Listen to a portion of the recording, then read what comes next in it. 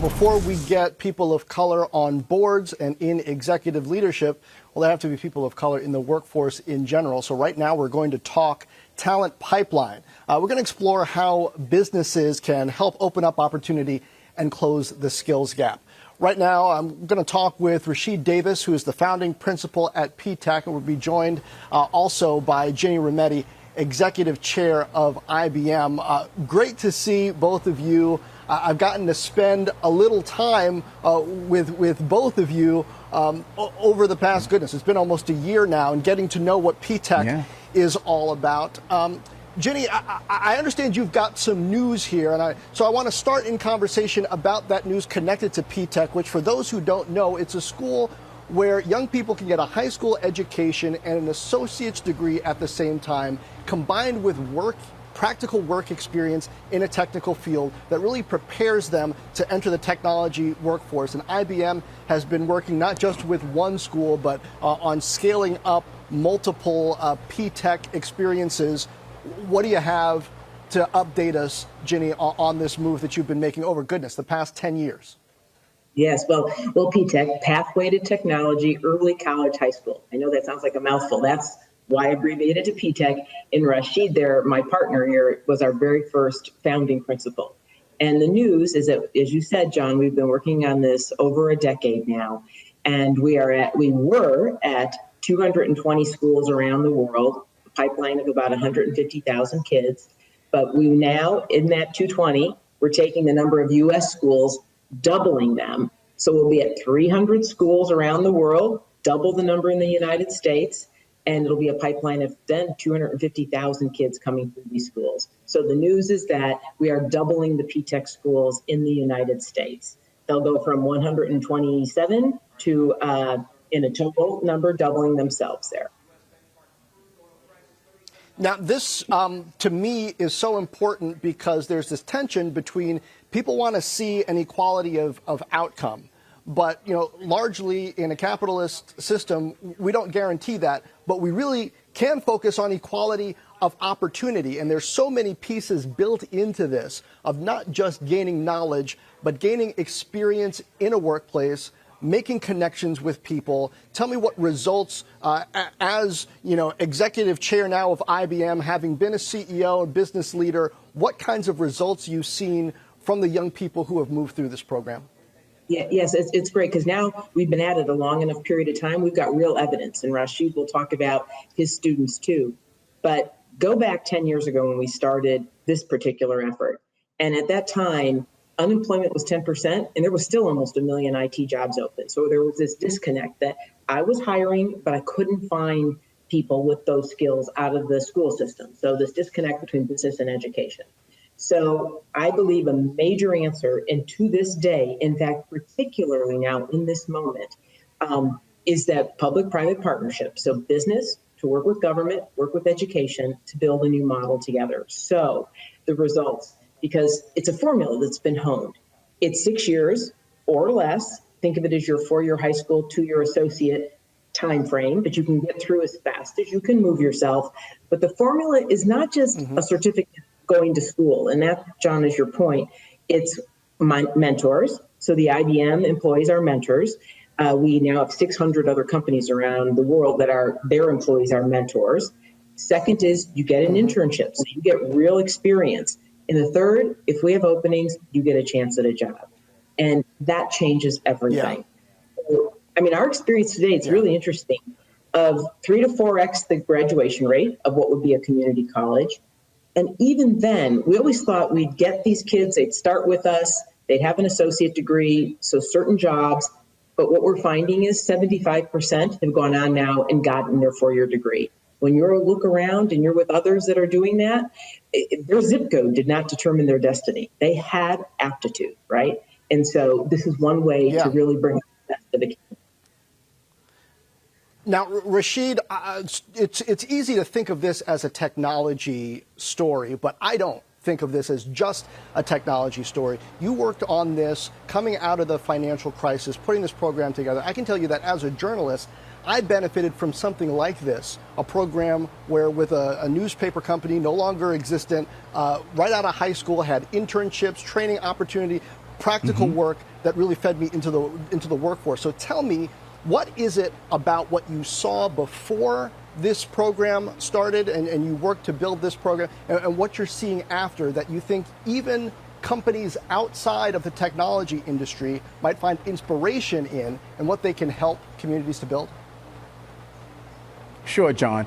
The disconnect between high school, college, and industry is what I saw beforehand. And what I have seen now in P-TECH is actually the investment of industry hiring a liaison to be on site, the investment of the community college also hiring a liaison to be on site, so that way their thought leadership helps to disrupt the traditional operation of school. And so therefore, when you have industry and community college involvement with faculty and staff, with students and parents from day one, then the students can actually see them as part of the culture that you're trying to create. So their aspirations for wanting to start college early, for wanting to learn more about industry early, really takes place and actually happens. And so the beauty of P-TECH really is a disruption of the day-to-day operations by having the commitment from both industry and college of having people on the ground who are really trying to make this pipeline a reality for students.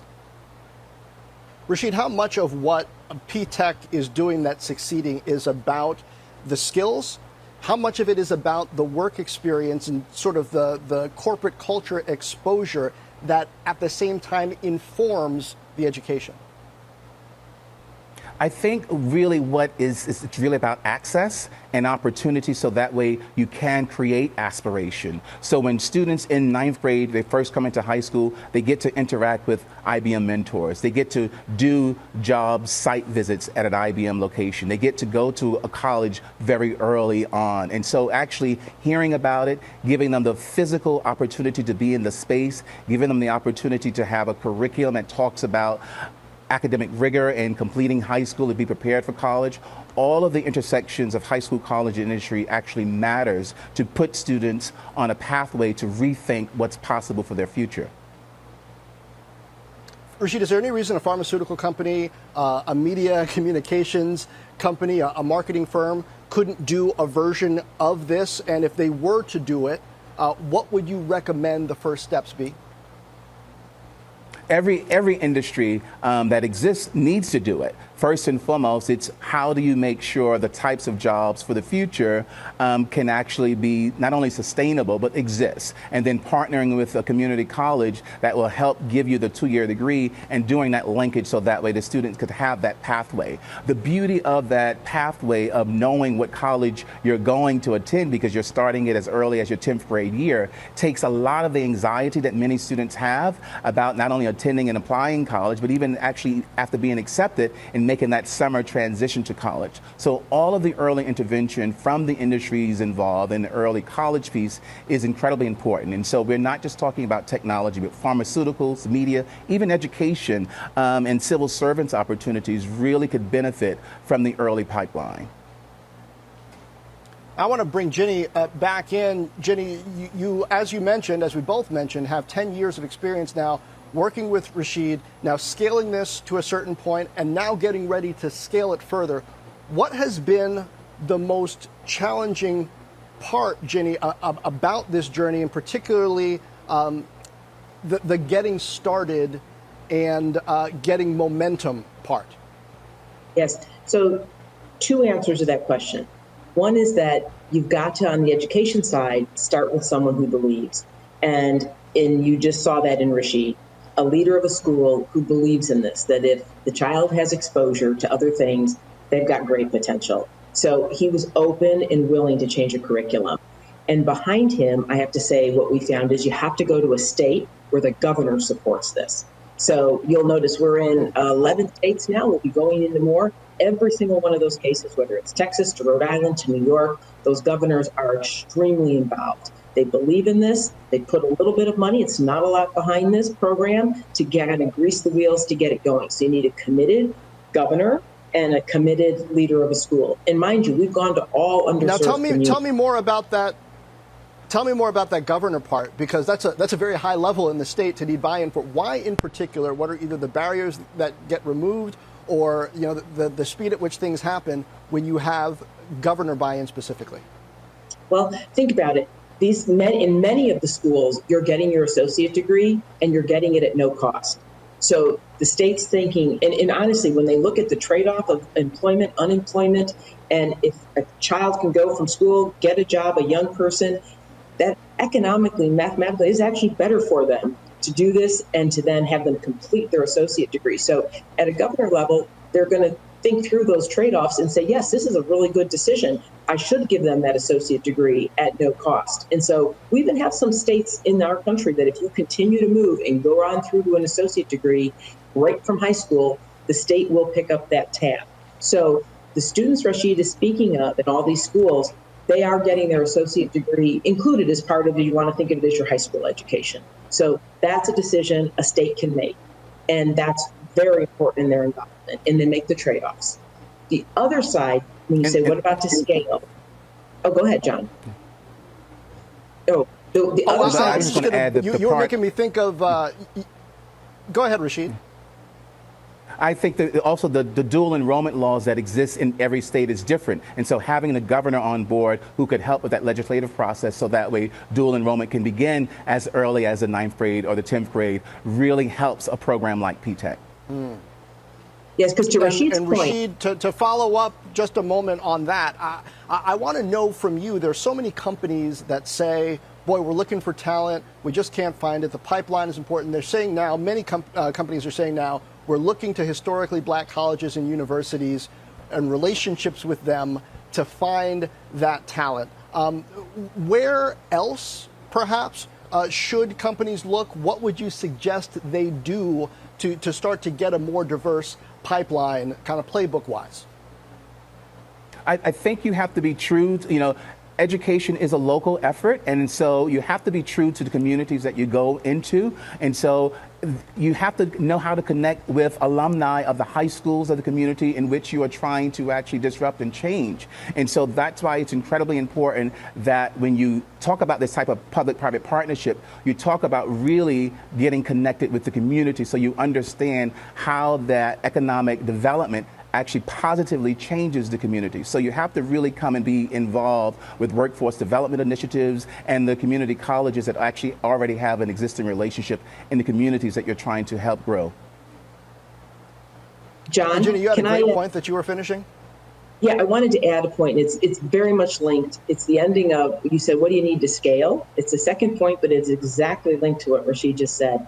The other part is, if you remember no other word, remember the word pathways. As an employer, you have to open up the pathways to bring people in that may have gotten a skill and not through a 4-year degree. So as an example, we top to bottom went through every job posting and said, do you have to have a 4-year degree to get started? And today, 43% of our job positions do no longer require a 4-year bachelor degree to begin to come into IBM. So one of the things you have to break through is a paradigm that a company says, boy, if I hire people that are associate degree or have come through an apprentice program, I am watering down my workforce. That is absolutely factually not true. And I can prove it now with data because we see their success rate, what happens over time. But there are a lot of paradigms in the ways, the things that people believe that you have to bust through. So this idea of a company has to open new pathways of which it says, I will adjust my job requisitions and to build an inclusive workforce, and particularly to increase Black, Latinx, you must do this because there is not enough time to wait. College degrees increases for the Black community has not gone up since, I want to say it's a number like 1969. It's a shocking number. So you've got to therefore say to yourself, I'm willing to therefore look at people who've got the aptitude and the ability to learn and bring them into my company. I can't be happier with the folks that we have brought in. But the two sides are work with the governor and then open the pathways in the company. And Rashid, you're the one who started you asked Ginni all of about this. tension. I want to give you the final word. This is the final word from you on what people should take away from this as maybe they're looking to expand your legacy here. I think it's important. Ginni has often said that growth and comfort cannot coexist. And so you have to be willing to challenge what you champion. When we started this work, we knew it was more than about just one school of having the opportunity. So it's about really how do we reach every state in the nation to really have that pipeline of high school, college, and industry really be accessible to students. And so the accessibility for students who walk into P-TECH Brooklyn to know from 9th grade they can interact with industry and interact with college is incredibly important. And the fact that we're talking about this still 10 years later and that commitment of the public-private partnership is still there is what everyone should take away from this, that this is hard work, but we can definitely make the growth of this hard work a reality for every state in the nation. Well, Ginni, Rashid, thank you. What I take away from this is for everybody who has said we don't have a pipeline, you can build a pipeline if you put the time and effort in and draw the resources and get the buy-in. Thank you so much for sharing the story of IBM and P-TECH.